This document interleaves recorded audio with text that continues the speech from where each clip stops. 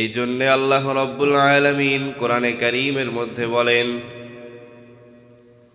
فمن كان يرجو لقاء ربه فليعمل عملا صالحا ولا يشرك بعبادة ربه أحدا। প্রিয় মুসলমান ভাই, আল্লাহ তাআলা এই আয়াতের দ্বারা মানুষদেরকে বুঝা দিচ্ছেন, রে মুসলমান ভাই, 16 নম্বর পারার 4 নম্বর পৃষ্ঠা সূরা কাহফের একবারে শেষ আয়াত। আল্লাহ তাআলা বলতেছেন, দুনিয়ার জিন্দেগিতে যদি কোনো ব্যক্তি আমি আল্লাহর সাথে সম্পর্ক রাখতে চাই, দুনিয়ার জিন্দেগিতে যদি কোনো ব্যক্তি আল্লাহ তাআলার সাথে মিলিত হইতে চায়, আল্লাহ তাআলা বলতেছেন ফামান কানা ইয়ারজু লিকা রাব্বিহি, যদি কোনো ব্যক্তি আমি আল্লাহর সাথে সম্পর্ক রাখতে চাই, সে যেন দুইটা কাজ করে। 1 নম্বর কাজ হচ্ছে ফালিয়ামাল আমালান সালিহা, সে যেন আমলে সালেহ করে, ইবাদত করিয়া আল্লাহ তাআলাকে সন্তুষ্ট করে।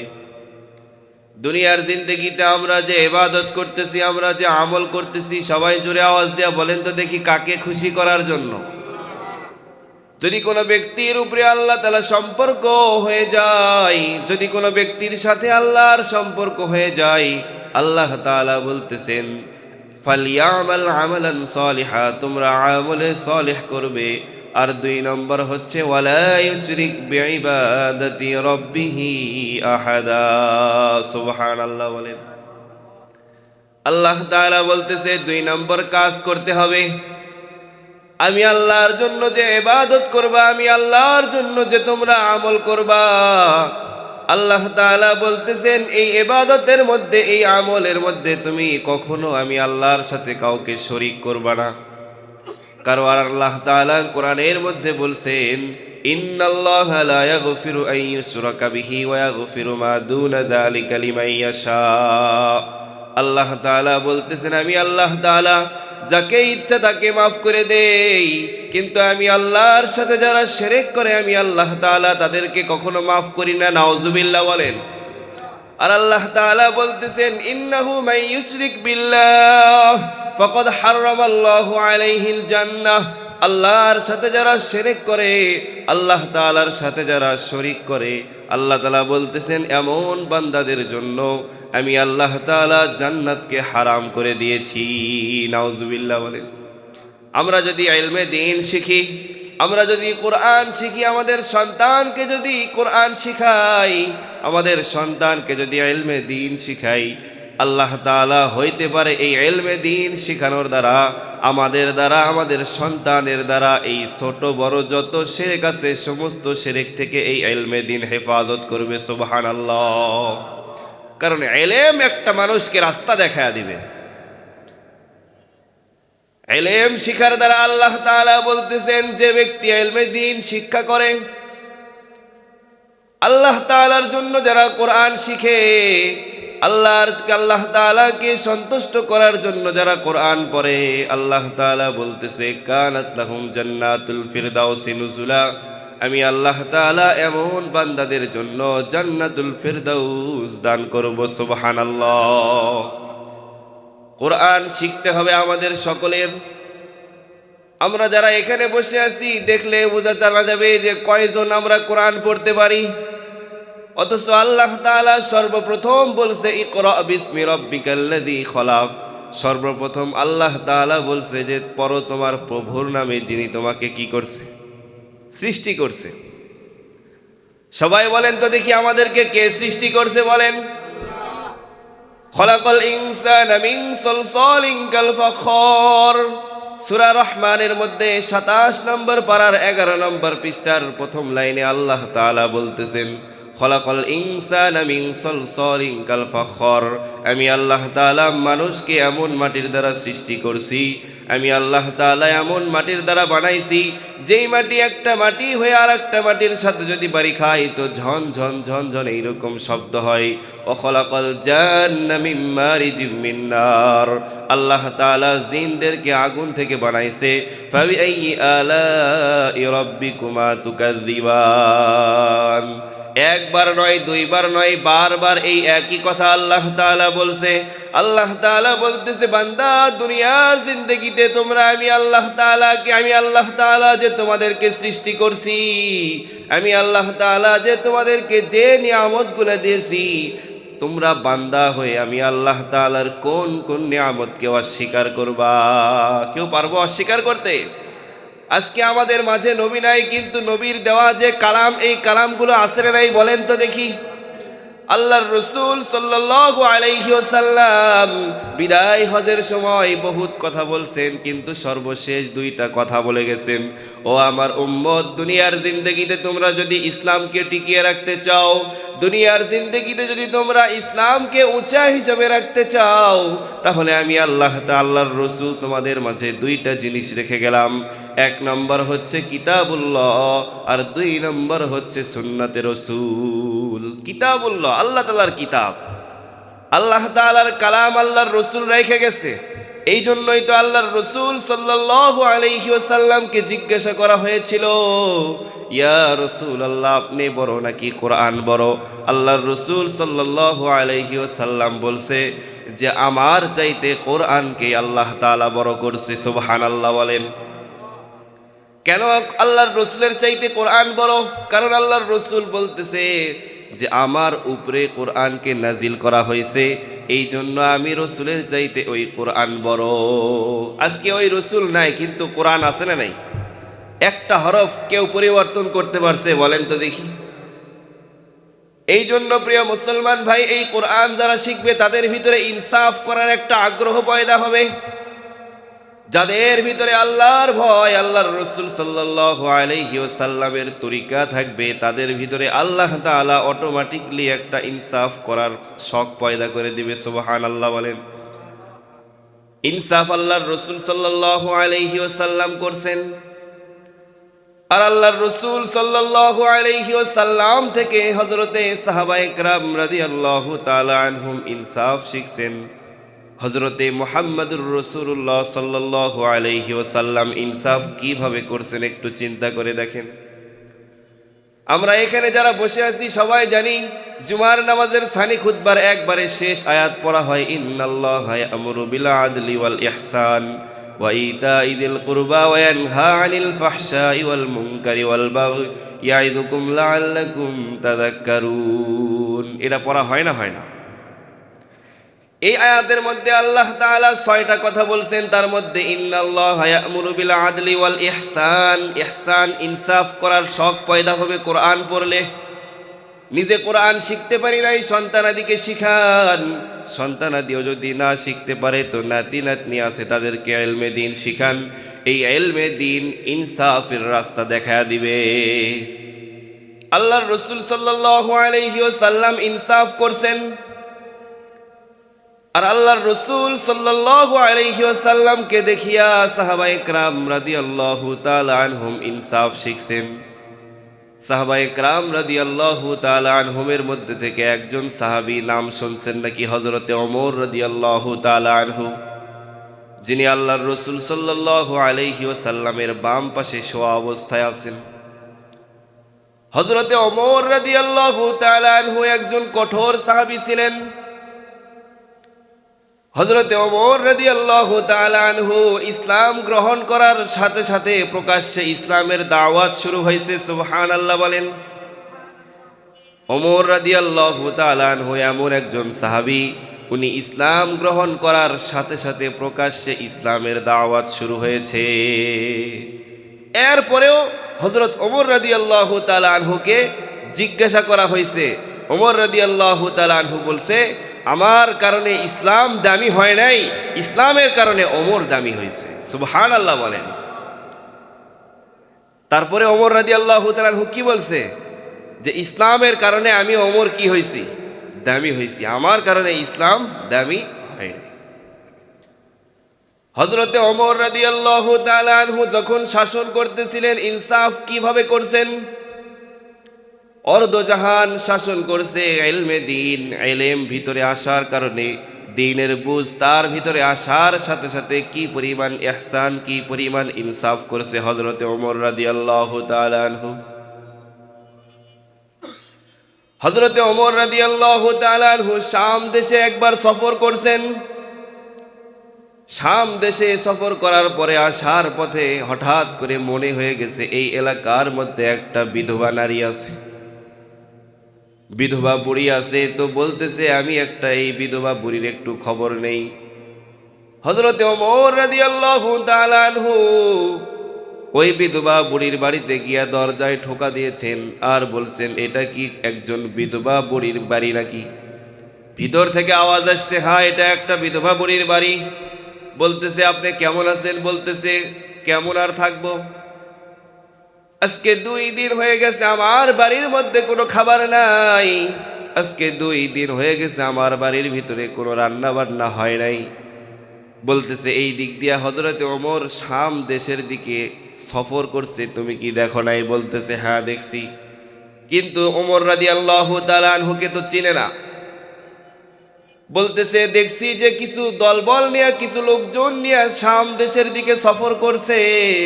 বলতেছে তাকে কি একবারও বলতে পারো নাই যে আমার বাড়িতে খাবার নাই, আপনি একটু আমার বাড়িতে খাবার জোগায়া দেন? বলতেছে আমি কেন খাবার ওমরের কাছে চাইবো, আমি একমাত্র খাবার স্বয়ং আল্লাহ তাআলা আমাকে যে সৃষ্টি করেছে সেই সৃষ্টির সৃষ্ট শ্রেষ্ঠার সাথে আমি আল্লাহ তাআলার কাছে আমি খাবার চাবো। সুবহানাল্লাহ। বলতেছে আমার কাছে যদি খাবার আসতে দেরি হয়, জিকিরের দ্বারা আল্লাহ তাআলা খোদাকে নিবেদন করে দেয়। আলা বিযিক্রিল্লাহি তাতমাইন্নুল কুলুব। আল্লাহ তাআলা বলতেছে আমি আল্লাহ তাআলার জিকির যে যত বেশি করবে আমি আল্লাহ তাআলা তার কলবকে তত বেশি পরিষ্কার করে দেই। জিকির সম্পর্কে আল্লাহ তাআলা কোরআনের মধ্যে বহু আয়াত নাজিল করেছেন। 21 নম্বর পারার প্রথম পৃষ্ঠার মধ্যে আছে উতলু মা উহিয়া ইলাইকা মিনাল কিতাবি ওয়া আকিমিস সালাহ ইন্নাস সালাতা তানহা আনিল ফাহশাই ওয়াল মুনকার ওয়া লাযিকরুল্লাহি আকবার। সুবহানাল্লাহ বলে। 21 নম্বর পারার প্রথম পৃষ্ঠার প্রথম লাইনে আল্লাহ তাআলা বলতেছেন উতলু মা উহিয়া ইলাইকা মিনাল কিতাব, আমি আল্লাহ তাআলা ওহীর মাধ্যমে যে কোরআন নাজিল করছি সেটা তোমরা তেলাওয়াত করো। ইন্নাস সালাতা তানহা আনিল ফাহশাই ওয়াল মুনকার, নামাজই একমাত্র সমস্ত মানুষকে সমস্ত ফাহিশা কাজ থেকে হেফাজত করতে পারে। ওয়ালা যিকরুল্লাহি আকবার, আল্লাহ তাআলা বলতেছেন আমি আল্লাহ তাআলার জিকির, আমি আল্লাহ তাআলার স্মরণ, এটা একটা মানুষের কাছে সবচাইতে বড়। সুবহানাল্লাহ বলে।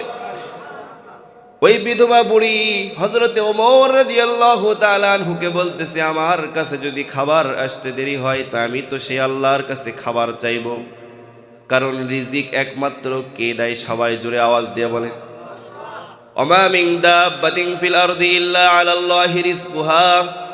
12 নম্বর পারার প্রথম পৃষ্ঠার প্রথম লাইনে আল্লাহ তাআলা বলতেছেন জমিনের মধ্যে আমি আল্লাহ তাআলা যত মাখলুক সৃষ্টি করছি, জমিনের মধ্যে আমি আল্লাহ তাআলা যত মাখলুক বানাইছি সমস্ত মাখলুকের মুখের মধ্যে আমি আল্লাহ তাআলা আরশে আজিম থেকে নিজ জিম্মায় তাদের মুখে খাবার পৌঁছায়া দিচ্ছি। সুবহানাল্লাহ। এই বিধবা বুড়ি হযরতে ওমর রাদিয়াল্লাহু তাআলা আনহুকে বলতেছে আমি ওমরকে খাবারের কথা কেন বলবো, আমি আল্লাহর কাছে খাবার চাবো, কিন্তু আমার কাছে যদি খাবার আসতে দেরি হয় হাসরের মাঠে সেই আল্লাহ তাআলার কাছে ওমরের বিরুদ্ধে আমি নালিশ করব। কথা বলতেছে কার সাথে বলেন তো?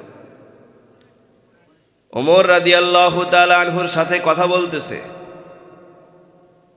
ইনসাফ কাকে বলে, ইহসান কাকে বলে? হযরত ওমর রাদিয়াল্লাহু তাআলা আনহু যখন ইসলাম গ্রহণ করছেন, প্রকাশ্যে দাওয়াত শুরু হয়েছে, দিনের বুঝ যখন ভিতরে আসছে, ইনসাফ করার একটা শখ পয়দা হয়ে গেছে। হযরত ওমর রাদিয়াল্লাহু তাআলা আনহুর সামনেই বলতেছে যদি আমার বাড়িতে খাবার আসতে দেরি হয় তো হাসরের মাঠে ওই কঠিন মুসিবতের সময় আল্লাহ তাআলার কাছে এই ওমরের বিরুদ্ধে আমি নালিশ করব। হযরত ওমর রাদিয়াল্লাহু তাআলা আনহু ওইখান থেকে এক দৌড় দিয়েছেন গভীর রাতে, দৌড় দিয়ে বাইতুল মাল যেখানে আটা রাখা আছে ওইখান থেকে নিজে 1 বস্তা আটা মাথার মধ্যে করে নিয়ে হযরত ওমর রাদিয়াল্লাহু তাআলা আনহু ওই গভীর রাতে ওই বিধবা বুড়ির ঘরে চলে গেছে। সুবহানাল্লাহ। বিধবা বুড়ির বাড়িতে যখন চলে গেছে হযরতে ওমর রাদিয়াল্লাহু তাআলা আনহু, যাওয়ার পরে হযরতে ওমর রাদিয়াল্লাহু তাআলা আনহু বলতেছে, আমি এইখানে নিজে একটু রুটি রান্না করি, আর আপনি আমার সামনে বসে থেকে একটু খাইবেন। আমি ওমর একটু এই খাওয়াটা দেখব আর আমার তৃপ্তি নিবারণ করব। হযরতে ওমর রাদিয়াল্লাহু তাআলা আনহু খলিফাতুল মুসলিমিন হওয়ার পরেও একজন বিধবা বুড়ির বাড়িতে নিজে রুটি রান্না করছে, আর রুটি রান্না করিয়া একজন বিধবা বুড়িকে খাওয়াইছে। সুবহানাল্লাহ। হযরত ওমর রাদিয়াল্লাহু তাআলা আনহু এই বিধবা বুড়িকে বলতেছেন যে, তোমাকে তোমার বাড়িতে যে 2 দিন হলো খাবার রান্না হয় নাই, তো ওমরের কাছে তুমি বলো নাই আমি তোমার সামনে যে বসে আছি আমি হচ্ছে হযরতে ওমর। ওই বিধবা বুড়ি তখন আশ্চর্য হয়ে গেছে। হযরতে ওমর রাদিয়াল্লাহু তাআলা আনহু খলিফাতুল মুসলিমিন হওয়ার পরেও হযরতে ওমর রাদিয়াল্লাহু তাআলা আনহু এই বুড়ির কাছে বলতেছে, মা, দুনিয়াতে যত আমার অপরাধ আছে সমস্ত অপরাধের শাস্তি দরকার হয় আমাকে দুনিয়াতেই দিয়ে দাও, তারপরেও হাসরের মাঠে ওই কঠিন মুসিবতের সময় আল্লাহ তাআলার কাছে আমার কোনো নালিশ করিও না। আল্লাহু আকবার বলে। এই পরিমাণ ইনসাফ করছে হযরতে ওমর রাদিয়াল্লাহু তাআলা আনহু। এই জন্য ইলমে দ্বীন নিজে শিখতে হবে, নিজের সন্তানাদিকে ইলমে দ্বীন শিখাইতে হবে। ইলমে দ্বীন শিখলে ইনসাফ করার শখ পয়দা হবে, আল্লাহ তাআলার প্রতি ইবাদত করার একটা শখ পয়দা হবে। যেই কথা আমি যে আয়াত আমি তেলাওয়াত করছি, ফামান কানা ইয়ারজু লিকা রাব্বিহি ফালইআমাল আমালান সালিহা ওয়ালা ইউশরিক বিইবাদাতি রাব্বিহি আহাদা। যদি কোনো ব্যক্তি আল্লাহর সাথে সম্পর্ক রাখতে চায়, যদি কোনো ব্যক্তি আল্লাহর সাথে মিলিত হইতে চায়, সে যেন 2টা কাজ করে। 1 নম্বর হচ্ছে ফালিয়ামাল আমালান সালিহা, সে যেন আমলে সালেহ করে, আল্লাহ তাআলার জন্য ইবাদত করে। আর 2 নম্বর হচ্ছে ওয়ালা ইউশরিক বিইবাদাতি রাব্বিহি আহাদা, আমি আল্লাহ তাআলার যে ইবাদত করব, আমি আল্লাহর জন্য যে সিজদা দিব, আমি আল্লাহর জন্য যে কোরআন তেলাওয়াত করব, আমি আল্লাহর জন্য যে জিকির করব, যত ইবাদত করব, যত আমল করব, এই ইবাদতের মধ্যে আল্লাহর সাথে কাউকে শরীক করা যাবে না। এই জন্য আল্লাহ তাআলা কোরআনের মধ্যে বলতেছেন, ইন্নাল্লাযীনা ইয়াতলুনা কিতাবাল্লাহ, আল্লাহ তাআলা বলতেছেন নিশ্চয় যারা কোরআন তেলাওয়াত করবে, ওয়া আকামুস সালাতা, নামাজ কায়েম করবে, ওয়া আতুজ যাকাতা, যাকাত আদায় করবে, ওয়া আমারু বিল মারুফ, সৎ কাজে মানুষকে আদেশ করবে, ওয়া নাহাউ আনিল মুনকার, অসৎ কাজ থেকে মানুষকে নিষেধ করবে। আল্লাহ তাআলা বলতেছেন এমন বান্দাদেরকে আমি আল্লাহ তাআলা 1টা নয় 2টা নয় 10 দুনিয়ার সমান জান্নাত আমি আল্লাহ এমন বান্দাদেরকে দান করব। 1টা 2টা নয়, 10 দুনিয়ার সমান জান্নাত আল্লাহ তাআলা কি করবে? দান করবে। এখন এই 10 দুনিয়ার সমান জান্নাত যদি আমরা পাইতে চাই, তো ইলমে দ্বীন শিক্ষা করা লাগবে আমাদের সকলের। এইখানে যারা বসে আছি আমরা উদাহরণস্বরূপ আমরা একটু সাহাবায়ে কেরামের দিকে যাই। কিছু সাহাবী ছিল 45 বছরে মুসলমান হয়েছে, কিছু সাহাবী 50 বছরে মুসলমান হয়েছে। 50 বছরে মুসলমান হওয়ার পরেও তারা কোরআন শিখছে না, শিখে নাই? বলেন। ইসলাম গ্রহণ করার পরে যদি 2 বছর 3 বছর জীবিত থাকে, তো তারা থাকার মতো থাকছে। ইসলাম গ্রহণ করার পরে যদি তারা 6 মাসও জীবিত থাকে, এই 6 মাস তো আল্লাহ তাআলাকে সন্তুষ্ট করার জন্য থাকছে। তারা কোরআন অনুযায়ী চলছে, কোরআন অনুযায়ী নিজের জীবনকে পরিচালনা করছে। এই জন্য সাহাবায়ে কেরাম রাদিয়াল্লাহু তাআলা আনহুমের উপরে আল্লাহ তাআলা সন্তুষ্ট হয়েছেন তো হয়েছেন। রাদিয়াল্লাহু আনহুম ওয়া রাদু আন, আল্লাহ তাআলা সমস্ত সাহাবায়ে কেরামের উপর রাজি আর খুশি হয়ে গেছে। সুবহানাল্লাহ। আজকে ওই সাহাবায়ে কেরাম রাদিয়াল্লাহু তাআলা আনহুম নাই, কিন্তু সাহাবীওয়ালা জিন্দেগি যদি আমরা এই দুনিয়ার জিন্দেগিতে গ্রহণ করতে পারি, ওই সাহাবীওয়ালা জিন্দেগি যদি আমরা আজকেও বানাইতে পারি, আল্লাহ তাআলা সাহাবীদের উপরে যেমন সন্তুষ্ট হয়েছে, এই জামানাতেও সে আল্লাহ তাআলাই আছেন, ওই আল্লাহর পাওয়ার ওই রকমই আছে, আমাদের উপরেও সেও আল্লাহ তাআলা রাজি আর খুশি হয়ে যাবে। এই জন্য কোরআন পড়তে হবে। এই জন্যই তো আল্লাহ তাআলা বলতেছেন, আমি আল্লাহ তাআলা কোরআন নাজিল করছি তানজিলাম মিম্মান খালাকাল আরদা ওয়াস সামাওয়াতিল উলা। আল্লাহ তাআলা বলতেছে যে আল্লাহ তাআলা আসমান বানাইছে, যে আল্লাহ তাআলা জমিন বানাইছে, সে আল্লাহ তাআলা এই কোরআনকে নাজিল করছে। এই কোরআনটা নাজিল করছে আল্লাহ তাআলা মুহাম্মাদুর রাসূলুল্লাহ সাল্লাল্লাহু আলাইহি ওয়াসাল্লামের উপরে। ওয়া আমিনু বিমা নুজিলা আলা মুহাম্মাদ, আল্লাহ তাআলা বলতেছেন ঈমান আনো ওই মুহাম্মাদের উপরে যার উপরে আমি আল্লাহ তাআলা এই কোরআন রে নাজিল করছি। সুবহানাল্লাহ। আল্লাহ তাআলা বলতেছেন এই কোরআনকে আমি আল্লাহ তাআলা কেন নাজিল করলাম, মানুষের মাঝে কেন দিলাম, ইখরিজান নাসা মিনাজ জুলুমাতি ইলান নূর। আল্লাহ তাআলা বলতেছে যদি কোনো ব্যক্তি এই কোরআন পড়ে তাদেরকে জুলুমের পথ থেকে আলোর পথ এই কোরআন নিজেই দেখায়া দিবে। সুবহানাল্লাহ। খারাপ পথ থেকে, ফাহিশা পথ থেকে আলোর পথ দেখায়া দিবে এই কোরআন। লিইখরিজান নাসা মিনাজ জুলুমাতি ইলান নূর। এই কোরআন যারা পড়বে, বুঝবে, মানবে, শুনবে, আল্লাহ তাআলা বলতেছে যে এই কোরআন নিজেই তাদেরকে জুলুমের পথ থেকে আলোর পথ নিজেই দেখায়া দিবে। যদি কোনো ব্যক্তি এই কোরআন নিজের জীবনে মানে নেই, ফামান তাবিআ হুদায়া ফালা খাউফুন আলাইহিম ওয়ালা হুম ইয়াহজানুন। আল্লাহ তাআলা বলতেছে যারা কোরআন নিজের জীবনে মানবে, নিজের পারিবারিক জীবনে মানবে, নিজের সাংসারিক জীবনে মানবে, নিজের রাষ্ট্রেও যদি এই কোরআন অনুযায়ী চালায়, আল্লাহ তাআলা বলতেছে ফালা খাউফুন আলাইহিম ওয়ালা হুম ইয়াহজানুন। এমন বান্দাদের জন্য আমি আল্লাহ তাআলা দুনিয়াতে এবং আখিরাতে উভয় জাহানে আমি আল্লাহ তাআলা তাদের সমস্ত রাস্তা আমি আল্লাহ সহজ করে দিব। সুবহানাল্লাহ। সব রাস্তা আল্লাহ কি করে দিবে? সহজ করে দিবে। আর যারা কোরআন পড়বে না, কোরআন মানবে না, কোরআন বুঝবে না, কোরআন অনুযায়ী চলবে না, আল্লাহ তাআলা বলতেছেন ক্বালা রাব্বি লিমা হাশারতানি আ'মা ওয়া ক্বাদ কুনতু বাসীরা।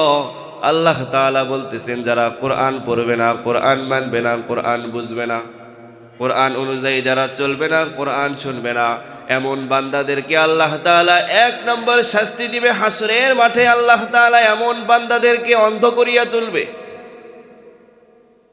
আর দুই নম্বর শাস্তি হচ্ছে আল্লাহ তাআলা তাদেরকে তাদের জীবনকে সংকীর্ণ করে দিবে। এই সংকীর্ণ করে দেওয়ার মধ্যে দুইটা তাফসীর আছে। এক নম্বর সংকীর্ণ হচ্ছে তাদের দুনিয়ার জীবনকে সংকীর্ণ করে দিবে, আর একটা অর্থ হচ্ছে আল্লাহ তাআলা এমন বান্দাদের কবরকে এমন সংকীর্ণ করে দিবে, এমন ছোট করে দিবে, আল্লাহর রাসূল নিজের হাত দিয়ে দেখা দিয়েছেন তাদের এক পাশের হাড় আর এক পাশের মধ্যে এইভাবে ঢুকে যাবে। নাউজুবিল্লাহ বলেন। যারা কোরআন পড়বে না, কোরআন মানবে না, কোরআন বুঝবে না, কোরআন অনুযায়ী চলবে না, এরা নিজে আল্লাহ তাআলাকে হাসরের মাঠে বলবে ক্বালা রাব্বি লিমা হাশারতানি আ'মা ওয়া ক্বাদ কুনতু বাসীরা। এরা আল্লাহ তাআলাকে বলবে আল্লাহ দুনিয়ার জিন্দেগিতে চলার জন্য একটা কোনো কিছু লাগে নাই, চশমা লাগে নাই, কোনো কিচ্ছু লাগে নাই, আজকে আমাদেরকে অন্ধ করিয়া কেন তোলা হলো? আল্লাহ বলবে ক্বালা কাযালিকা আতাতকা আয়াতুনা ফানাসিতাহা। দুনিয়ার জিন্দেগিতে আমি আল্লাহ তাআলা কোরআন পড়ার জন্য কোরআনের আয়াত দিয়েছিলাম, আমি আল্লাহ তাআলার কোরআন পড়ার জন্য দুইটা চক্ষু দিয়েছি, আমি আল্লাহ তাআলার কোরআন পড়ার জন্য আওয়াজ দিয়ে পড়ার জন্য আমি জবান দিয়েছি। কোরআন না পড়িয়া, কোরআন না দেখিয়া তুমি আমি আল্লাহ তাআলাকে দুনিয়ার জিন্দেগিতে ভুলিয়া ভুলিয়া চলেছো। আজকে আমি আল্লাহ তাআলা হাসরের মাঠে তোমাকে ভুলে গেলাম। নাউজুবিল্লাহ বলেন। বলেন আল্লাহ যদি কোনো মানুষকে হাসরের মাঠে অন্ধ করে দেয়, আল্লাহ যদি ওই হাসরের মাঠে কঠিন মুসিবতের সময় আল্লাহ আমাদেরকে ভুলে যায়, তাহলে আমাদের কোন রাস্তা আছে আর তখন? বলেন আছে? এই জন্য এই কোরআনকে দুনিয়ার জিন্দেগিতে আমাদের জীবনে আঁকড়ে ধরতে হবে। দুনিয়ার জীবনে এই কোরআনকে কি করতে হবে? আঁকড়ে ধরতে হবে। হযরতে আবু বকর সিদ্দিক রাদিয়াল্লাহু তাআলা আনহু ইসলাম গ্রহণ করছেন পুরুষের মধ্যে থেকে সর্বপ্রথম। হযরতে আবু বকর সিদ্দিক রাদিয়াল্লাহু তাআলা আনহু কি পরিমাণ ইনসাফ করছেন, কি পরিমাণ ইহসান করছেন, দয়া করছেন, ভালোবাসছেন। আবু বকর সিদ্দিক রাদিয়াল্লাহু তাআলা আনহুর একটা গোলাম ছিল। মানুষ হিসাবে কাজ করতে একটু কম বেশি হয়। আবু বকর সিদ্দিক রাদিয়াল্লাহু তাআলা আনহুর এই গোলাম কাজ করতে করতে একটা কাজ একটু কম বেশি হয়ে গেছে। আবু বকর সিদ্দিক রাদিয়াল্লাহু তাআলা আনহু গোলামের কানের মধ্যে একটা মলা মারছে। গোলামের কানের মধ্যে যখন একটা মলা মারছে, একটু পরে হযরতে আবু বকর সিদ্দিক রাদিয়াল্লাহু তাআলা আনহু এই গোলামের কানের দিকে তাকাইছেন। তাকায়া দেখতেছেন কান লাল হয়ে গেছে।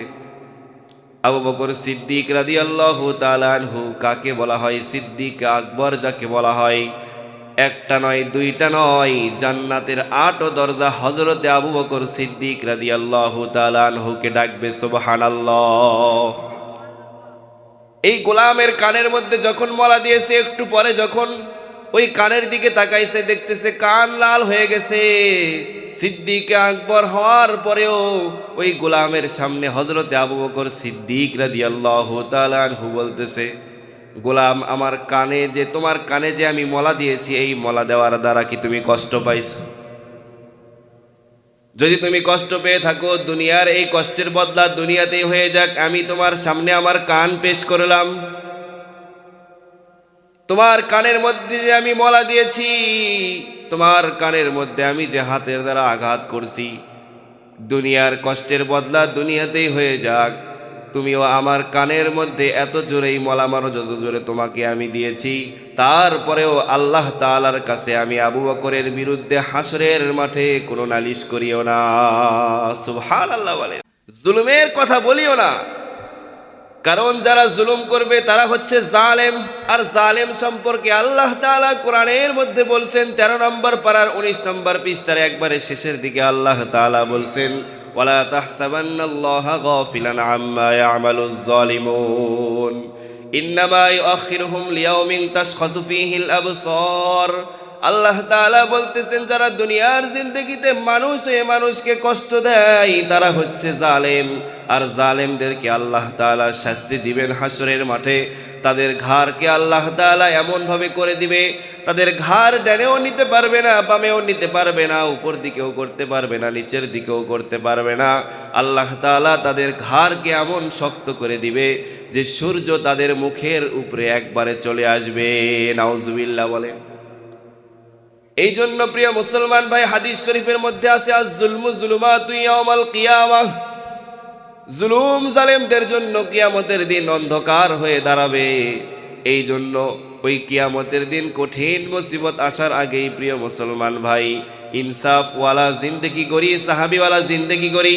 সাহাবিওয়ালা জিন্দেগি যদি আমরা দুনিয়ার জিন্দেগিতে গ্রহণ করতে পারি, নিজের সন্তানকে ইলমে দ্বীন শিখান, যেমন হযরত ইব্রাহিম আলাইহিস সালাতু ওয়াস সালাম। ওয়া ইয ইয়ারফাউ ইব্রাহিমুল কওয়াইদা মিনাল বাইতি ওয়া ইসমাঈল। ইব্রাহিম আলাইহিস সালাতু ওয়াস সালাম কাবা ঘর নির্মাণ করতেছেন, কাবা ঘর বানাইতেছেন। এই সময়ও নিজের সন্তানের কথা ভুলে নাই, নিজের সন্তানের জন্য ওই সময় দোয়া করছে, রব্বানা তাকাব্বাল মিন্না ইন্নাকা আনতাস সামিউল আলিম। কাবা ঘর হযরত ইব্রাহিম আলাইহিস সালাতু ওয়াস সালাম বানাইতেছেন। ওই সময় হযরত ইব্রাহিম আলাইহিস সালাতু ওয়াস সালাম নিজের সন্তানের জন্য দোয়া চাইছেন, আল্লাহ তাআলার কাছে দোয়া করছেন, আল্লাহ নেক সন্তান আপনি আমাকে দান করেন। হাদিস শরীফের মধ্যে আছে, 4 ধরনের সন্তানের পিতামাতাকে আল্লাহ তাআলা বিনা হিসেবে জান্নাত দিবে। সবাই বলেন, কয় ধরনের সন্তান? সবাই জোরে আওয়াজ দিয়ে বলেন তো দেখি, 4 ধরনের সন্তানের পিতামাতাকে আল্লাহ তাআলা বিনা হিসেবে কি দিবেন? জান্নাত দিবেন। আমরা এখানে যারা বসে আছি বেশিরভাগই পিতামাতা হয়ে গেছি। হাদিস শরীফের মধ্যে আছে 4 ধরনের সন্তানের পিতামাতাকে আল্লাহ তাআলা বিনা হিসেবে জান্নাত দান করবেন। তার মধ্যে থেকে 1 নম্বর হচ্ছে ওই সন্তানের পিতামাতা নেক সন্তান, হাফেজ এবং আলেমের পিতামাতা। নেক সন্তান যারা রেখে যাবে, হাদিস শরীফের মধ্যে আছে আল্লাহর রাসূল সাল্লাল্লাহু আলাইহি ওয়াসাল্লাম বলছেন, বাবা যদি ইন্তেকাল করে ওই বাবার কবরের পাশে গিয়ে যদি সন্তান দুই হাত উঠায়া দোয়া করে আর আল্লাহ তাআলার কাছে মাফ চাই, আল্লাহ তাআলা এই নেক সন্তানের পিতামাতাকে, এই নেক সন্তানের পিতাকে ওই কবরে শাস্তি দিতে আল্লাহ তাআলা লজ্জাবোধ করেন। সুবহানাল্লাহ। এক নম্বর হচ্ছে নেক সন্তান হাফেজ এবং আলেমের পিতামাতাকে আল্লাহ তাআলা বিনা হিসেবে জান্নাত দিবেন। এই জন্য নিজে যদি কোরআন শিখতে পারি তো খুবই ভালো, আর যদি শিখতে না পারি সন্তানকে ইলমে দ্বীন শিখান, কোরআন শিখান। এই সন্তান যদি ইলমে দ্বীন শিখে, কোরআন শিখে, এই সন্তান যদি আল্লাহ তাআলার রাস্তা চিনে, এই সন্তান যদি রাসূল সাল্লাল্লাহু আলাইহি ওয়াসাল্লামের তরিকা চিনে, তো সাহাবীরা যেমন দুনিয়ার জিন্দেগিতে দামি হয়েছে, এই সন্তানও দুনিয়ার জিন্দেগিতে আল্লাহ তাআলার কাছে এমন দামি হয়ে যাবে। সুবহানাল্লাহ। আমাদের জীবনের গুনার শেষ নাই, আমাদের জীবনের পাপের কোনো শেষ নাই। দুনিয়ার জিন্দেগিতে হাজার গুনাহ করছি। আল্লাহ তাআলা বলছেন হযরতে নূহ আলাইহিস সালাতু ওয়াস সালাম, হযরতে নূহ আলাইহিস সালাতু ওয়াস সালাম নিজে 1000 বছর 950 বছর পর্যন্ত দাওয়াত দিছে, তারপরেও তার কওমের লোকেরা শোনে নাই। আল্লাহ তাআলা সর্বশেষ তাদেরকে মাফ করে দিবেন। সর্বশেষ পর্যন্ত আল্লাহ তাআলা হযরতে নূহ আলাইহিস সালাতু ওয়াস সালামকে বলতেছে ফাকুলতুস্তাগফিরু রাব্বাকুম। 950 বছর অন্যায় করছে, জুলুম করছে, নির্যাতন করছে, নবীর উপরে জুলুম করছে, নবীকে নিজের এলাকা থেকে তাড়ায় দিয়েছে। তারপরে আল্লাহ তাআলা এই ব্যক্তিদের উপরে কোনো আযাব দেয় নাই। আল্লাহ তাআলা সর্বশেষ তাদেরকে মাফ করে দিবেন। 950 বছর দাওয়াত দিছে, শোনে নাই। সর্বশেষ আল্লাহ তাআলা কোরআনের মধ্যে আয়াত নাজিল করে দিয়েছেন। হযরতে নূহ আলাইহিস সালাতু ওয়াস সালামকে আল্লাহ তাআলা বলতেছেন ফাকুলতুস্তাগফিরু রাব্বাকুম, তুমি তোমার কওমের লোকদের কাছে যাও, তাদের কাছে গিয়া বলো ইস্তাগফিরু রাব্বাকুম, তোমাদের রবের কাছে ইস্তেগফার করো, তওবা করো। ইন্নাহু কানা গফফারা, আল্লাহ তাআলা কত দয়ালু, কত রহমান, কত রহিম। আল্লাহ তাআলা বলতেছেন 950 বছর গুনাহ করছো, অন্যায় করছো, জুলুম করছো, নবীর উপরে নির্যাতন করছো, তোমরা আমি আল্লাহর কাছে একবার ইস্তেগফার করো, তওবা করো। ইন্নাহু কানা গফফারা, আমি আল্লাহ তাআলা এই 950 বছর, 1000 বছর যত গুনাহ করছো সমস্ত গুনাহ খাতাকে আমি আল্লাহ মাফ করে দিব। এমন আল্লাহ তাআলা আমাদেরকে এই সুযোগ দিয়েছেন। এই জন্য দুনিয়ার জিন্দেগিতে এই সুযোগকে কি করতে হবে? কাজে লাগাইতে হবে। তো যেই কথা আমি বলতেছিলাম, 4 ধরনের সন্তানের পিতামাতাকে আল্লাহ তাআলা কি দিবেন? বিনা হিসেবে জান্নাত দিবেন। তার মধ্যে থেকে 1 নম্বর যেটা বললাম, নেক সন্তান হাফেজ এবং আলেমের পিতামাতা। 2 নম্বর হচ্ছে শহীদের পিতামাতাকে আল্লাহ তাআলা বিনা হিসেবে জান্নাত দান করবেন। সুবহানাল্লাহ। শহীদের পিতামাতাকে আল্লাহ তাআলা বিনা হিসেবে জান্নাত দান করবেন। সাহাবায়ে কেরাম রাদিয়াল্লাহু তাআলা আনহুমের মধ্যে থেকে একজন সাহাবী ছিলেন, ছোট্ট সাহাবী, যুদ্ধের জন্য আল্লাহর রাসূল সাল্লাল্লাহু আলাইহি ওয়াসাল্লাম ডাকছেন। সমস্ত সাহাবায়ে কেরাম আল্লাহর রাসূলের ডাকে সাড়া দিয়েছেন। ছোট্ট সাহাবী, বয়স হয় নাই, নিজের মা ওই সন্তানকে শহীদ হওয়ার জন্য পাঠায় দিয়েছে, যাও, আল্লাহর রাসূল যুদ্ধের জন্য ডাকছে। এই সন্তানকে পাঠায় দিয়েছে, সন্তান চলে আসছে। তরবারি যে হাতে নিছে, এই তরবারি আর ওই সন্তান বরাবর সমান। আল্লাহু আকবার বলে। কেমন মা হইলে এমন ছোট্ট সন্তানকে শহীদ হওয়ার জন্য পাঠায়? এই সন্তানকে যখন নিজের মা পাঠায় দিছে, যাও, আল্লাহর রাসূল যুদ্ধের জন্য ডাকছে। ছোট্ট সাহাবী আল্লাহর রাসূল সাল্লাল্লাহু আলাইহি ওয়াসাল্লামের সামনে যখন আসছে, আসার পরে হযরতে মুহাম্মদুর রাসূলুল্লাহ সাল্লাল্লাহু আলাইহি ওয়াসাল্লাম ওই ছোট্ট সাহাবীকে দেখছে। দেখার পরে বলতেছে, তোমার যুদ্ধ করার বয়স হয় নাই, তুমি চলে যাও। ছোট্ট সাহাবী আল্লাহর রাসূল সাল্লাল্লাহু আলাইহি ওয়াসাল্লামকে বলতেছে, ইয়া রাসূলুল্লাহ, আমি যুদ্ধে যাব, আমি শহীদ হব। সুবহানাল্লাহ বলেন। এই কথা বলতেই আল্লাহর রাসূলের চোখ একটু দূর গেছে, দেখতেছে এই ছোট্ট সাহাবীর মা দুই হাত উঠায়া দোয়া করতেছে, আল্লাহ আমার সন্তানকে শহীদ হওয়ার জন্য আমি আপনার জন্য দিয়েছি, আমার সন্তান যদি আজকে শহীদ হয়ে যায় হাসরের মাঠে, এই সন্তান ইঞ্জিন হয়ে যাবে, আমি মা বগি হয়ে যাব, এই সন্তান আমাকে নিজে জান্নাত পর্যন্ত পৌঁছায়া দিবে।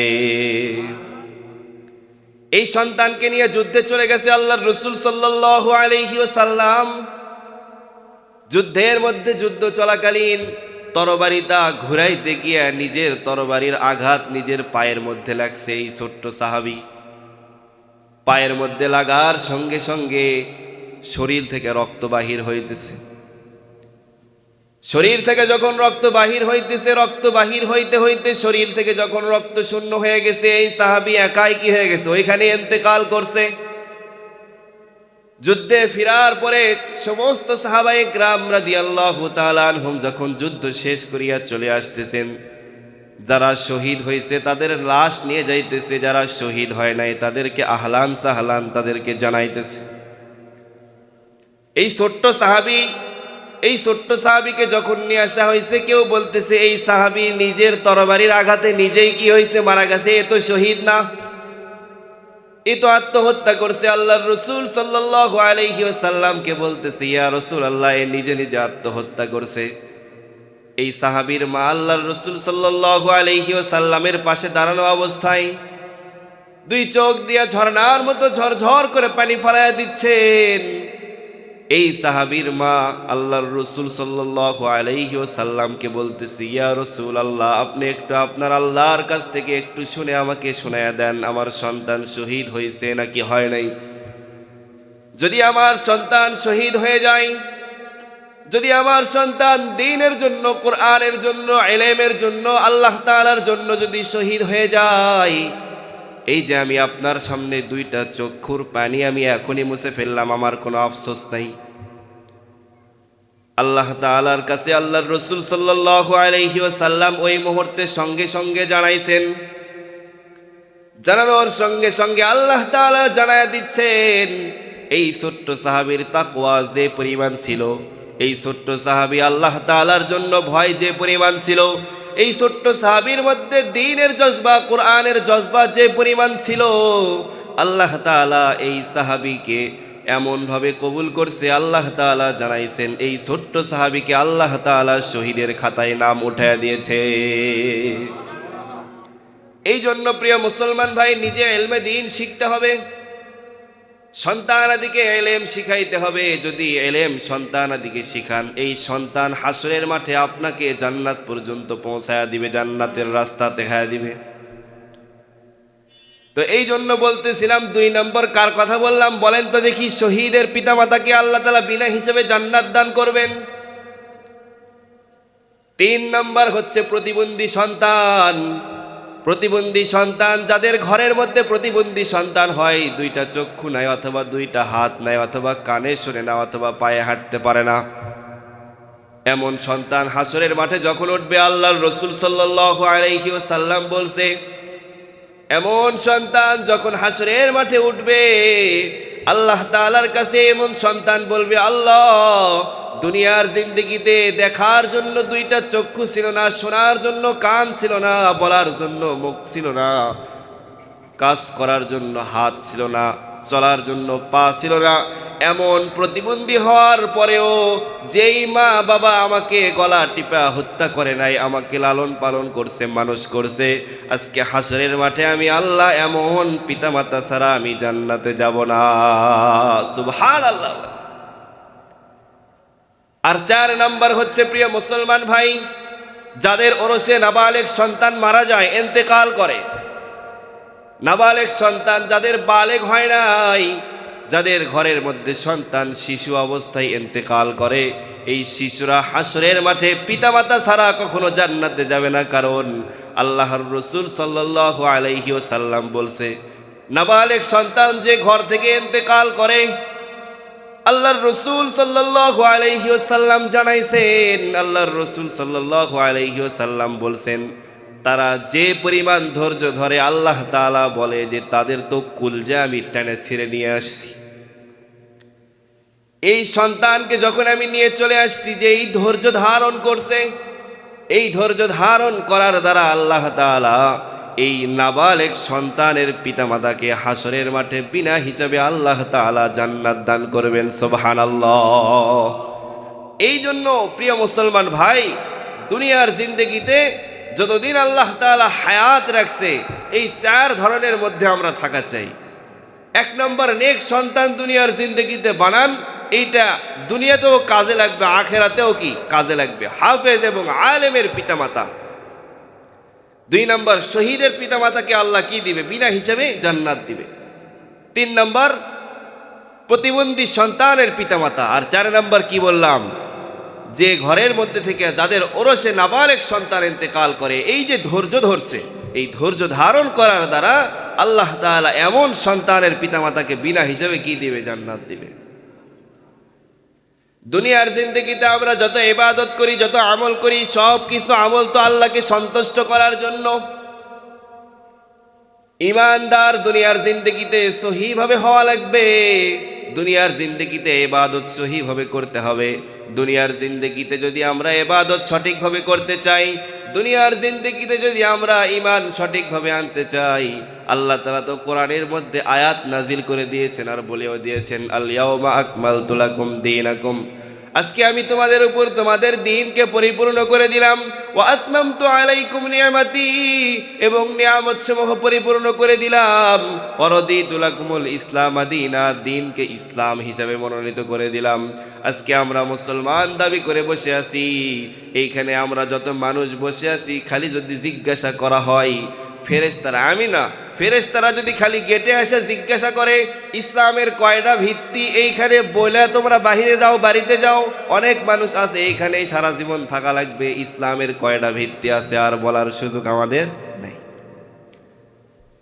ইসলামের ভিত্তি কয়টা বলেন তো? খালি যদি ফেরেশতা এই দরজায় যদি দাঁড়ায় থেকে বলে ইসলামের কয়টা ভিত্তি আছে, কয়া কয়া বাড়িতে যাও। অনেক ভাই আমরা আসি, এইখানেই থাকা দেওয়া লাগবে। জানি না ইসলামের পাঁচটা ভিত্তি আছে, কয়টা বলেন তো দেখি? পাঁচটা। এক নম্বর হচ্ছে কালেমা, দুই নম্বর হচ্ছে নামাজ, তিন নম্বর হচ্ছে রোজা। এই তিনটা, আপনি কালো হন, ফর্সা হন, ধনী হন, গরিব হন, ছোটলোক হন, বড়লোক হন, আপনি যাই হন না কেন, কালেমা, নামাজ, রোজা এটা আল্লাহ সবার উপরে ফরজ করছে। কালেমা এটা দুনিয়ার জিন্দেগিতে আমাদের শিখতে হবে। কালেমা যদি আমাদের ঠিক থাকে, ঈমান যদি এক নম্বর ঠিক থাকে, কালেমা আমরা অনেকে আছে জানি না ঠিক মতো। কালেমা তো বহুত দূরের কথা, কালেমার আগে একটা কথা আছে, সেটা হচ্ছে সালাম। অনেকে আছে সালাম দিতেও আমরা সঠিকভাবে পারি না। আসসালামু আলাইকুম। ওয়ালাইকুম আসসালাম। এই সালাম দিয়ে কতটুকু শান্তি আসবে বলেন তো দেখি? আসসালামু আলাইকুম, এই সালাম দিয়ে মানে কি? তুমিও মর, আমিও মরি। অথচ ইসলামের এক নম্বর ভিত্তি হচ্ছে কালেমা, যেটা লা ইলাহা ইল্লাল্লাহ মুহাম্মাদুর রাসূলুল্লাহ। লা ইলাহা ইল্লাল্লাহ মানে কি? আল্লাহ তাআলা ছাড়া কোনো মাবুদ নাই, আল্লাহ তাআলা ছাড়া কোনো মালিক নাই। আর মুহাম্মাদুর রাসূলুল্লাহ সাল্লাল্লাহু আলাইহি ওয়াসাল্লাম আল্লাহ তাআলার রাসূল। তো আমরা যখন কালেমা পড়ছি লা ইলাহা ইল্লাল্লাহ, এই মাদ্রাসায় সর্বপ্রথম এইটাই শিক্ষা দেওয়া হয়, লা ইলাহা ইল্লাল্লাহ। কালেমা আগে শিখো, ঈমান আগে শিখো। মাদ্রাসায় যারা পড়ে আল্লাহর রাস্তা, আল্লাহর পথ আগে তাদেরকে দেখানো হয়। এই জন্য কালেমার যে অর্থ আছে, শুরুতে আমি যে আয়াত পড়ছি সূরা কাহফের একবারে শেষ আয়াত, যদি কোনো ব্যক্তি আল্লাহর সাথে সম্পর্ক রাখতে চায়, সে যেন দুইটা কাজ করে। এক নম্বর হচ্ছে আমলে সলেহ, আর দুই নম্বর এমন আমল যেন করে, এই আমলের মধ্যে আল্লাহর সাথে যেন কাউকে শরীক না করে। তো কালেমা আমরা জানছি, লা ইলাহা ইল্লাল্লাহ, একমাত্র আল্লাহ তাআলা ছাড়া কোনো মালিক মাবুদ, কথা বলেন না কেন ভাই? একমাত্র আল্লাহ তাআলা ছাড়া কোনো মাবুদ আছে? নাই। তার মানে এখানে আমাদের বুঝতে হবে পুরা পৃথিবীর একমাত্র মালিককে। সবাই জোরে আওয়াজ দেয়া বলেন, আবার জোরে আওয়াজ দেয়া বলেন, আমাদের মালিক একমাত্র কে? আল্লাহ। আমাদের হাতের মালিক কে? আমাদের দেহের মালিক। এই যে কথা বলতেছি, কার শক্তিতে কথা বলতেছি? আমরা যে আল্লাহ বলতেছি, এটাও আল্লাহর শক্তিতে আল্লাহ বলতেছি। তার মানে বুঝতে হবে পুরা পৃথিবীর মালিক একমাত্র আল্লাহ। 5 বিঘা যদি জমি থাকে বলে নাকি আল্লাহর জমি? বলেন তো। অথবা 5 তলা বিল্ডিং আছে বলে নাকি এটা আল্লাহর বাড়ি? বলে। মসজিদ কার ঘর? তারপরেও আমরা বলি এটা আমাকে গ্রামের। বলি না? বলেন তো দেখি। শিরক যেটাকে বলা হয়, আমাদের শিক্ষক আমাদেরকে শিখাইছে ছোটখাটো শিরক থেকে তোমরা বাঁচো, আল্লাহ তাআলা বড় বড় শিরক থেকে তোমাদেরকে হেফাজত করবে। সুবহানাল্লাহ বলেন। তো শিরক থেকে বাঁচা যাবে কোন ইলমের দ্বারা? এই কোরআনের ইলমের দ্বারা শিরক থেকে কি বাঁচা যাবে। তো এই জন্য প্রিয় মুসলমান ভাই, আল্লাহ তাআলা তো বলছেন ইন্না রাব্বাকুমুল্লাহুল্লাযী খালাকাস সামাওয়াতি ওয়াল আরদা ওয়া মা বাইনাহুমা ফি সিত্তাতি আইয়াম। আমি আল্লাহ তাআলা আসমান এবং জমিনের মধ্যে যা কিছু আছে সব কিছুকে আমি আল্লাহ তাআলা 6 দিনে বানাইছি। সবাই বলেন কয় দিনে? 6 দিনে। ফি সিত্তাতি আইয়াম, 6 দিনে আল্লাহ তাআলা পুরা দুনিয়ার যা কিছু আছে সব কিছুকে বানাইছে। আর ছোট্ট একটা মানুষ, এই মানুষকে আল্লাহ তাআলা মায়ের পেটের মধ্যে কতদিনে লালন পালন করে। এই মানুষকে আল্লাহ তাআলা কুন ফায়াকুন বললে কি হবে না? পুরা পৃথিবী আল্লাহ তাআলা পুরা 6 দিনে বানাইছে, কিন্তু আমাদের মতো একটা ছোট্ট মানুষকে আল্লাহ তাআলা মায়ের পেটের মধ্যে অনেক দিন ধরে কি করে? লালন পালন করে। এই জন্য আল্লাহ তাআলা আশরাফুল মাখলুকাত আমাদেরকে বানাইছেন। এই আশরাফুল মাখলুকাত হয়ে যদি সেই কোরআনকে আমরা ধরতে পারি, যেই রাত্রে কোরআন নাজিল হয়েছে এই রাতের দাম তো আল্লাহর কাছে 1000 মাসের চাইতেও বেশি। যেমন সূরা কদরের মধ্যে আছে ইন্না আনজালনাহু ফি লাইলাতুল কদর। লাইলাতুল কদরে আল্লাহ তাআলা কি করছে? কোরআন রে নাজিল করছে। আর এই রাতে কোরআন নাজিল হওয়ার কারণে আল্লাহ তাআলার কাছে এই রাতের দাম কি পরিমাণ বেশি? লাইলাতুল কদরি খায়রুম মিন আলফি শাহর, 1000 মাসের চাইতেও আল্লাহ তাআলার কাছে এই রাতের দাম বেড়ে গেছে। যদি রাতের দাম আল্লাহর কাছে বেড়ে যায় তো আমরা তো আশরাফুল মাখলুকাত, সর্বশ্রেষ্ঠ মাখলুক, সর্বশ্রেষ্ঠ মাখলুক হয়ে যদি এই কোরআন আমাদের জীবনে ধরি, সর্বশ্রেষ্ঠ মাখলুক হয়ে যদি এই কোরআন অনুযায়ী আমাদের জীবন চালাই, আমাদের জিন্দেগি যদি এই কোরআন অনুযায়ী চালাই, আল্লাহ তাআলা বলতেছেন দুনিয়ার জিন্দেগিতে আমি আল্লাহ তাআলা তোমাদেরকে সম্মানের চেয়ার দান করব, আখিরাতে আমি আল্লাহ তাআলা তোমাদেরকে 10 দুনিয়ার সমান জান্নাত আমি আল্লাহ দান করব। সর্বশেষ কথা আমি বলি ভাই, সব কথাই অল্প সময়ের মধ্যে একটু বলা লাগবে। সর্বশেষ আমাদের মাঝে এখন কোন মাস চলতেছে বলেন তো দেখি? রজব মাস চলতেছে। আল্লাহ তাআলা 4টা মাসকে দামি করছেন। ইন্না ইদ্দাতাশ শুহুরি ইনদাল্লাহি 12 শাহরান ফি কিতাবিল্লাহি ইয়াওমা খালাকাস সামাওয়াতি ওয়াল আরদা মিনহা আরবাআতুন হুরুম। আল্লাহ তাআলা 12টা মাস যখন বানাইছে, এর মধ্যে থেকে 4টা মাসকে আল্লাহ তাআলা দামি করিয়া বানাইছেন। তার মধ্যে থেকে 1 নম্বর হচ্ছে রজব। রজব মাসকে আল্লাহ তাআলা দামি করছেন। 2 নম্বর হচ্ছে জিলকদ, 3 নম্বর জিলহজ, 4 নম্বর মুহররম। আর আল্লাহর রাসূল সাল্লাল্লাহু আলাইহি ওয়াসাল্লাম বলছেন রজব মাস যখন তোমাদের নিকটে আসবে তোমরা আল্লাহর কাছে এই মাসের চাইতেও একটা দামি মাস আছে, সেটা হচ্ছে রমজান। আল্লাহর কাছে দোয়া করবে আল্লাহুম্মা বারিক লানা ফি রজব ওয়া শাবান ওয়া বাল্লিগনা রমাদান। এই রজব মাস থেকে আল্লাহর কাছে দোয়া করবে, আল্লাহ তাআলার কাছে হায়াত চাইবে, আল্লাহ রজব এবং শাবান মাসের বরকত আমাদেরকে দান করেন এবং রমজান মাস পর্যন্ত আমাদের সকলের হায়াতকে বৃদ্ধি করিয়া দেন। সকলে একটু জোরে আওয়াজ দিয়া বলেন আমিন। কারণ রমজান মাস এটা এমন একটা মাস, এই রজব মাস যে দামি, এই দামি মাস থেকে আরো বড় দামি মাসের জন্য কি চাওয়া লাগে? আল্লাহর কাছে হায়াত চাওয়া লাগে। এই রজব মাস যখন আমাদের নিকটে আসবে, এই রজব মাস যখন আমাদের নিকটে আসে, এই রজব মাসে আল্লাহ তাআলার কাছে আমাদের কয়েকটা কাজ করতে হবে। সবাই বলেন কয়টা? বেশি না, কয়েকটা কাজ করতে হবে প্রিয় মুসলমান ভাই। 1 নম্বর হচ্ছে জিকির আজগার বেশি বেশি করতে হবে, আল্লাহ তাআলার কাছে জিকির করতে হবে বেশি বেশি। ওমাইয়া শুআন যিকরির রহমানি নুকাইয়িদ লাহু শাইতানান ফাহুয়া লাহু করিন। জিকির সম্পর্কে আল্লাহ তাআলা বহুত আয়াত নাজিল করছেন। এই জন্য আল্লাহ তাআলা বলতেছেন আলা বিযিকরিল্লাহি তাতমাইন্নুল কুলুব।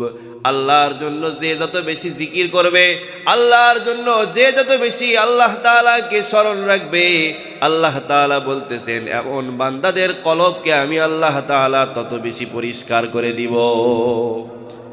জিকিরের মধ্যে থেকে সর্বোত্তম জিকির হচ্ছে কোরআন পড়া। এই কোরআন যে যত বেশি পড়বে আল্লাহ তাআলা তার দিল তত বেশি পরিষ্কার করে দিবে। সূরাতুল আনকাবুতের মধ্যে বলছে ওয়ালা যিকরুল্লাহি আকবার, আল্লাহ তাআলার জিকির সবচাইতে বেশি বড়। একজন মানুষের জন্য সবচাইতে বড় কথা হচ্ছে সর্ব অবস্থায় কাকে স্মরণ রাখতে হবে। সবাই জোরে আওয়াজ দিয়ে বলেন। আল্লাহ তাআলাকে যদি স্মরণ রাখে, আল্লাহ তাআলাকে যদি সর্ব অবস্থায় দিলের মধ্যে গেঁথে নিয়ে থাকে, আল্লাহ তাআলা বলতেছেন এমন বান্দাদের কলবকে আমি আল্লাহ তাআলা তার চাইতেও বেশি পরিষ্কার করে দিব। আকাবিরদের মধ্যে থেকে দুইজন আকাবির ছিলেন মাহমুদুল হাসান দেওবন্দি রহমতুল্লাহি আলাইহি আর হুসাইন আহমদ মাদানী রহমতুল্লাহি আলাইহি। ইংরেজরা যখন শাসন করছে, এটা একটা ঘটনা দেখেন আল্লাহ তাআলা এমন বান্দাদের দ্বারাও কত বড় কাজ করায় নিয়েছে। মাহমুদুল হাসান দেওবন্দি রহমতুল্লাহি আলাইহি ইংরেজরা যখন শাসন করছে মাল্টার দ্বীপে, মাহমুদুল হাসান দেওবন্দি রহমতুল্লাহি আলাইহি আর হুসাইন আহমদ মাদানী রহমতুল্লাহি আলাইহি এই দুইজনকে গ্রেফতার করছে কোনো অপরাধ ছাড়া। অপরাধ নাই, কোনো কিচ্ছু নাই, অপরাধ ছাড়াই এই দুইজন আলেমকে গ্রেফতার করছে। কোনো দোষ নাই, জেলখানার মধ্যে ঢুকায় রাখছে। জেলখানার গেটে যে আছে সে সর্ব অবস্থায় দেখে এই দুইজন সর্ব অবস্থায় আল্লাহ তাআলার জন্য জিকির করে আর নামাজ পড়ে। আল্লাহ তাআলার কাছে চায়, আল্লাহ তাআলার জন্য নামাজ পড়ে। হঠাৎ করে একদিন গভীর রাতে একজন জিকির করতেছে আর একজন নামাজ পড়তেছে। তাদেরকে মেরে ফেলে দেওয়ার জন্য হঠাৎ করে তাদের ভিতরে, তাদের ঘরের ভিতরে একটা বিষাক্ত সাপ ছেড়ে দিয়েছে। বিষাক্ত সাপ যখন তাদের ভিতরে ছেড়ে দিয়েছেন, মাহমুদুল হাসান দেওবন্দি রহমতুল্লাহি আলাইহি জিকির করতেছেন, হুসাইন আহমদ মাদানী রহমতুল্লাহি আলাইহি নামাজ পড়তেছেন। ঘরের মধ্যে বিষাক্ত সাপ ছেড়ে দিয়েছে। হুসাইন আহমদ মাদানী রহমতুল্লাহি আলাইহি দেখতেছে ঘরের মধ্যে সাপ আসতেছে। মাহমুদুল হাসান দেওবন্দি রহমতুল্লাহি আলাইহি যেখানে জিকির করতেছে ওই সাপ ওইখানে চলে গেছে। যাওয়ার পরে ওই সাপ ওই হুজুরের পাশে গিয়া, ওই সাপ ওই হুজুরের পাশে গিয়া হুজুর যেভাবে জিকির করতেছে ওই সাপ ও হুজুরের তালে তালে জিকির শুরু করে দিয়েছে। আল্লাহর জন্য যারা হয়ে যায় প্রিয় মুসলমান ভাই, আল্লাহর জন্য পুরা জীবন যারা বিলিয়ে দেয়, আল্লাহ তাআলা বলতেছে পুরা পৃথিবীর পুরা মাখলুক যত আছে সমস্ত মাখলুককে আমি আল্লাহ তাআলা তাদের অধীনে করে দেয়। এই সাপ যখন জিকির করা শুরু করছে, ওই গেটের মধ্যে যেই ব্যক্তিটা ছিল সে তো দেখে আশ্চর্য হয়ে গেছে। সে তো একজন ইহুদি। একটা সাপ যখন আসিয়া তাদের সাথে জিকির শুরু করে দিয়েছে, এই জিকির দেখিয়া ওই ব্যক্তিটা বলতেছে এই ব্যক্তিগুলো সাধারণ কোনো ব্যক্তি নয়, আজকে আমি তাদের হাতে কালেমা পড়িয়া মুসলমান হয়ে যাব। সুবহানাল্লাহ বলেন। এই জন্য প্রিয় মুসলমান ভাই, জিকিরের দ্বারা কলব বেশি পরিষ্কার হয়ে যায়। মুসা নবীর নাম শুনছেন কিনা বলেন তো দেখি। মুসা নবী, হযরতে মুসা আলাইহিস সালাতু ওয়াস সালাম আল্লাহ তাআলার সাথে কথা বলতেন। দেখেন আল্লাহ তাআলা জিকিরের দ্বারা রিজিক বাড়ায়া দেয়। হযরতে মুসা আলাইহিস সালাতু ওয়াস সালাম আল্লাহর সঙ্গে কথা বলার জন্য রাস্তা দিয়ে যাইতেছেন। মুসা আলাইহিস সালাতু ওয়াস সালামের হাতে একটা লাঠি থাকতো।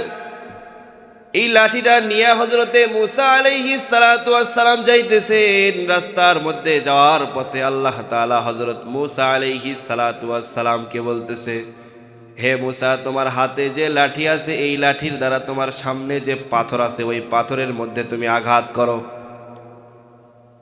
এই লাঠি দিয়ে যখন ওই সাদা পাথরের মধ্যে আঘাত করছে, আঘাত করার সাথে সাথে ওই পাথরের মধ্যে থেকে আরেকটা পাথর বাহির হয়ে গেছে। সুবহানাল্লাহ বলেন। আল্লাহ তাআলা হযরতে মুসা আলাইহিস সালাতু ওয়াস সালামকে আবার বলছে, মুসা তোমার সামনে যে আর একটা পাথর দেখতেছো, ওই পাথরের মধ্যে তুমি আবার বাড়ি মারো। যে পাথরটা বাহির হয়েছে ওই পাথরের মধ্যে আবার বাড়ি মারছে, ওই পাথরের মধ্যে থেকে আর একটা পাথর বাহির হয়ে গেছে। তো প্রথমে একটা পাথরের মধ্যে বাড়ি মারছে, ওই পাথরের মধ্যে থেকে একটা পাথর বাহির হইল। ওই পাথরকে আবার বাড়ির কথা বলছে, ওই পাথরে যখন বাড়ি মারছে আর একটা পাথর বাহির হয়ে গেছে। মুসা নবীকে আল্লাহ বলতেছে যে পাথরটা দেখতেছে ওই পাথরের মধ্যে আবার বাড়ি মারো। ওই পাথরের মধ্যে যখন আবার আঘাত করছে, আঘাত করার সঙ্গে সঙ্গে দেখতেছে ওই পাথরের মধ্যে আল্লাহ তাআলা একটা ছোট্ট পোকাকে জীবিত অবস্থায় রাখছে। আল্লাহ তাআলা বলতেছে, মুসা তুমি শুধু খালি মাত্র দেখতেছো যে এই পোকা, এই পোকার যে মুখ আছে এই মুখের সামনে তোমার কানটা একটু লাগাও। এই মুখের সামনে যখন মুসা নবীর কানটা লাগাইছে, লাগায়া দেখতেছে এই পোকা পর্যন্ত সে আল্লাহ তাআলার জিকির করতেছে। আল্লাহ তাআলা বলতেছে, মুসা আমি আল্লাহ তাআলা এই পাথরের মধ্যে পাথর, তার পাথরের মধ্যে আর একটা পাথর, ওই পাথরের মধ্যে আমি আল্লাহ তাআলা একটা পোকা জীবিত রাখছি। আর এই পোকাটা আমি আল্লাহ তাআলার জিকির করতেছে। আমি আল্লাহ তাআলা আরশে আজিম থেকে এই জিকিরের দ্বারা এই পোকার যে খাবার আছে এই খাবার পর্যন্ত আমি আল্লাহ পৌঁছায়া দিচ্ছি। সুবহানাল্লাহ। এই জন্য প্রিয় মুসলমান ভাই, আল্লাহ তাআলা কত বড়। সমুদ্রের তলদেশে যদি একটা কালো পাথর থাকে, ওই কালো পাথরের মধ্যে একটা ছোট্ট পিঁপড়া যদি হাঁটা চলাফেরা করে, আল্লাহ তাআলা বলতেছে ওই পিঁপড়ার যে পায়ের শব্দ আছে এই পায়ের শব্দ আমি আল্লাহ তাআলা আরশে আজিম থেকে শুনতে পাই।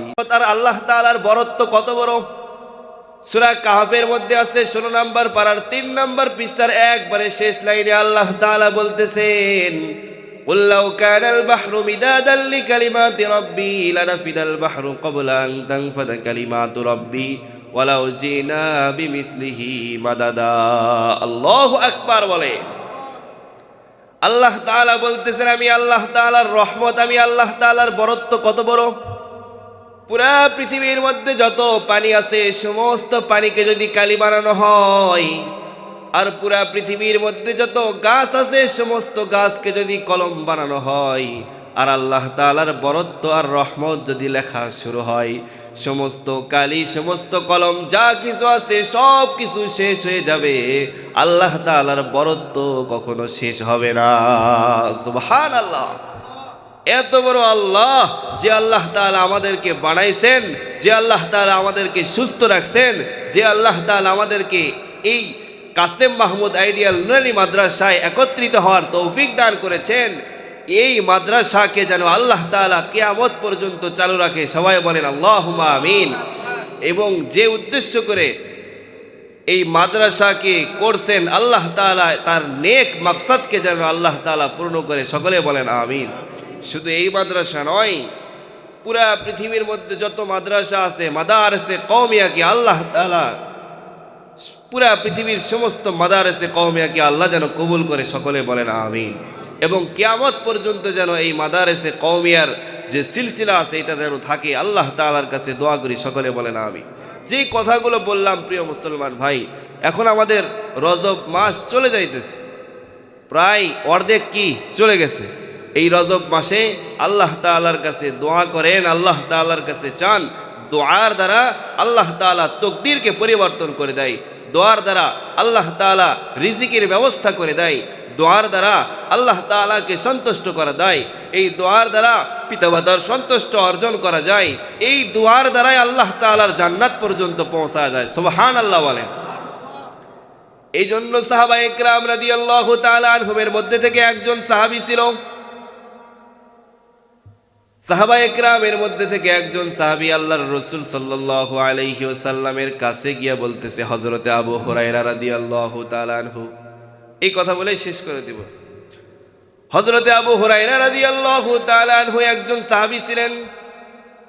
হাদিস বর্ণনাকারীর মধ্যে থেকে সবচাইতে বেশি বর্ণনা করছেন হযরতে আবু হুরায়রা রাদিয়াল্লাহু তাআলা আনহু। একদিন সকালে হযরতে আবু হুরায়রা রাদিয়াল্লাহু তাআলা আনহু ঘর থেকে বাহির হয়েছেন, বাহির হয়ে আল্লাহর রাসূল সাল্লাল্লাহু আলাইহি ওয়াসাল্লামের কাছে দৌড় দিয়ে চলে গেছেন। গিয়া বলতেছেন, ইয়া রাসূলুল্লাহ, আমার মার জন্য আপনি একটু দোয়া করেন। আমি যে আপনার ইসলাম গ্রহণ করছি, আপনার দ্বীনকে গ্রহণ করছি, আমার মা তো আমাকে পিটাইতেছে, আমাকে বাড়ি থেকে বাহির করে দিতেছে, আপনি একটু আমার মার জন্য দোয়া করেন। আল্লাহর রাসূল সাল্লাল্লাহু আলাইহি ওয়াসাল্লাম হযরতে আবু হুরায়রা রাদিয়াল্লাহু তাআলা আনহুর চেহারার দিকে তাকাইছে। চেহারার দিকে তাকায় দেখতেছে চেহারার অবস্থা বেশি ভালো নয়। কারণ হচ্ছে তার মা তাকে পিটাইতেছে, ইসলাম গ্রহণ করছে, দ্বীন গ্রহণ করছে। হযরতে আবু হুরায়রা রাদিয়াল্লাহু তাআলা আনহু আল্লাহর রাসূলের কাছে যখন দোয়া চাইছে, আল্লাহর রাসূল দুই হাত আসমানের দিকে উঠায় বলছে, আল্লাহ, আপনি আবু হুরায়রার মাকে ইসলামের জন্য কবুল করেন, দ্বীনের জন্য কবুল করেন। আল্লাহর রাসূল এই দোয়া যখনই করছে, দোয়া করা শেষ সঙ্গে সঙ্গে আবু হুরায়রা এক দৌড় দিছে বাড়িতে। আর এই দৌড় দেওয়ার উদ্দেশ্য হচ্ছে আল্লাহর রাসূলের দোয়া আমার ঘরেতে আগে পৌঁছে নাকি আমি দৌড় দিয়ে আগে পৌঁছে। কারণ আল্লাহর রাসূল সাল্লাল্লাহু আলাইহি ওয়াসাল্লামের উপরে কি পরিমাণ ইয়াকিন তাদের ছিল যে দোয়া করেছে, আবু হুরায়রা দৌড় দিছে, আর উদ্দেশ্য হচ্ছে রাসূলের দোয়া আমার ঘরে আগে পৌঁছে নাকি আমি দৌড় দিয়ে আগে পৌঁছি। সুবহানাল্লাহ। আবু হুরায়রা রাদিয়াল্লাহু তাআলা আনহু যখন বাড়ির দিকে দৌড় দিছেন, বাড়িতে পৌঁছায় গেছেন, ঘরের দরজায় গিয়ে যখন দাঁড়াইছেন, দাঁড়ায়া ঠোকা দিতেছি ভিতরে। ভিতর থেকে মা বলতেছে, বাবা তুমি একটু অপেক্ষা করো। মা যখন সন্তানকে অপেক্ষা করার কথা বলছে, হযরতে আবু হুরায়রা রাদিয়াল্লাহু তাআলা আনহু অপেক্ষা করতেছে। একটু পরে যখন দরজা খুলছে, দরজা খোলার সঙ্গে সঙ্গে হযরতে আবু হুরায়রা রাদিয়াল্লাহু তাআলা আনহুর মা সন্তানকে বুকের মধ্যে জড়ায় নিছে আর বলছে, বাবা তোমার উপরে যত জুলুম করছি, যা করছি সব কিছু শেষ। তুমি যে মুহাম্মাদের দ্বীনকে গ্রহণ করছো, তুমি যে মুহাম্মাদের ঈমানকে মানছো, তুমি যে মুহাম্মাদের যে কালেমা পড়ছো, আমি মা হিসেবে তুমি সন্তানের কাছে এই কালেমা পড়তে চাই। তুমি আমাকে ওই মুহাম্মাদের কালেমা পড়ায়া মুসলমান বানায়া দাও। সুবহানাল্লাহ। আবু হুরায়রা রাদিয়াল্লাহু তাআলা আনহু বলে, আল্লাহর রাসূলের দোয়া আমি দৌড় দিয়া বাড়িতে আসার আগে আল্লাহর রাসূলের দোয়া আমার ঘরের মধ্যে পৌঁছায় গেছে। সুবহানাল্লাহ। এই জন্য দোয়া আল্লাহ তাআলার কাছে কি চাওয়া লাগবে, দোয়া করা লাগবে, জিকির করা লাগবে, কোরআন শিখতে হবে, কোরআনের ইলম আমাদের সন্তানকে শিখাইতে হবে। যদি আমরা এই কোরআন অনুযায়ী চলি, নিজের সন্তানকে যদি কোরআন অনুযায়ী চালাই, দুনিয়াও শান্তি, আখিরাতেও আল্লাহ তাআলা শান্তি দিবে। ইন্নাল্লাযীনা ক্বালু রাব্বুনাল্লাহ, নিশ্চয় যারা আল্লাহকে রব বলিয়া স্বীকার করে, থুম্মা ইসতাকামু, তার উপর ইস্তেকামত থাকে, তাতানাজ্জালু আলাইহিমুল মালাইকা, আল্লাহ তাআলা এমন বান্দাদেরকে দুনিয়াতে ফেরেশতার দ্বারা সাহায্য করায়। সুবহানাল্লাহ। বলে মানুষদেরকে আল্লাহ তাআলা দুনিয়াতে ফেরেশতার দ্বারা সাহায্য করাবে আল্লাহ তাআলা। কারণ প্রত্যেকটা মানুষের মাথা থেকে পা পর্যন্ত 360টা জোড়া আছে, প্রত্যেকটা জোড়ায় আল্লাহ তাআলা একটা করে ফেরেশতা নিযুক্ত করে দিয়ে রাখছে। ওই ফেরেশতা আল্লাহ তাআলার হুকুমে যা কিছু আছে সব কিছু করে। সুবহানাল্লাহ। তাতানাজ্জালু আলাইহিমুল মালাইকা, ফেরেশতার দ্বারা আল্লাহ তাআলা কি করায়, সাহায্য করায়। লা তাখাফু ওয়া লা তাহজানু, এমন বান্দাদের কিয়ামতের দিন কঠিন মুসিবতের সময় আল্লাহ তাআলা বলতেছে, এমন বান্দাদের কোনো ভয় পেরেশানি, কোনো টেনশন আমি আল্লাহ তাআলা রাখবো না। সুবহানাল্লাহ। বলেন এই জন্য ওই কঠিন মুসিবতে যেন আমাদের বিপদে পড়তে না হয়, এই জন্য সর্ব অবস্থায় দুনিয়াতেই চিন্তা ফিকির করা লাগবে। মরার আগেই মরা লাগবে। সাপ কখনো সোজা হয়ে হাঁটে বলেন তো? কখন সোজা হয়? তো আমরাও সোজা হয়ে থাকি ওই খাটিয়াতে ওঠার পরেই। এই জন্য ওই খাটিয়াতে ওঠার আগে যেন আল্লাহ আমাদের সকলকে সোজা হয়ে ওঠার তৌফিক দান করে। সকলে বলেন আমিন। এবং যে উদ্দেশ্য করে আজকের এই আয়োজন করছে, আল্লাহ তাআলা যেন এই মাদ্রাসাকে কিয়ামত পর্যন্ত চালু রাখেন। সকলে বলেন আমিন। এবং এই মাদ্রাসার যত হাওয়ায়েজ আছে আল্লাহ তাআলা যেন গায়বী খাজানা থেকে পূরণ করে দেয়। এবং আপনারা যারা এই এলাকার আছেন, ভবানীপুর বাজারের যারা আছেন, সবাই আল্লাহর জন্য, কারোর জন্য না, আল্লাহর জন্য, এই দ্বীনের জন্য আপনারা কি যত সাহায্য সহযোগিতা করার দরকার হয়, শুধু টাকা দিয়ে সাহায্য করা লাগে না, দোয়া দিয়া, বুদ্ধি দিয়া, সব দিক দিয়ে কি করা যায়, সাহায্য করা যায়। যত দিক দিয়ে সাহায্য করার দরকার হয়, এই কারি আখতারুজ্জামান ভাইয়ের সাথে আপনারা কি করবেন, ইনশাল্লাহ সাহায্য সহযোগিতা কার জন্য করবেন বলেন? আল্লাহর জন্য। যে ব্যক্তি আল্লাহর রসুলের ঘর করার জন্য সাহায্য করবে, আল্লাহ তাআলা এমন বান্দাদের জন্য জান্নাতের মধ্যে একটা বালাখানা তৈরি করে দিবে। ওই জান্নাত চাই তো ইনশাআল্লাহ। ওই জান্নাতের জন্য এই আল্লাহর রসুলের যে দ্বীনি প্রতিষ্ঠান আছে, এই প্রতিষ্ঠানগুলো গড়ে তোলার জন্য যত ধরনের সহযোগিতা করা লাগে আপনারা ইনশাআল্লাহ করবেন। ঠিক আছে ইনশাআল্লাহ ভাই?